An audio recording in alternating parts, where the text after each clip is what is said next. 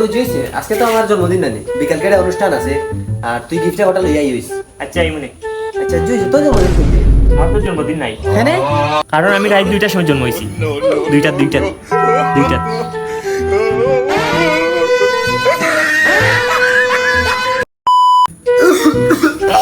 এই এই কিতা করছ তুই?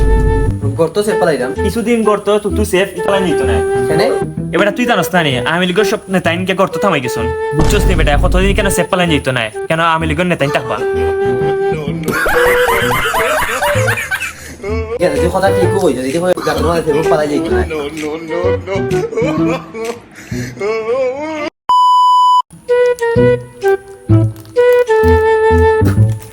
বন্ধু খা না তুই খা আমি খাইতাম না।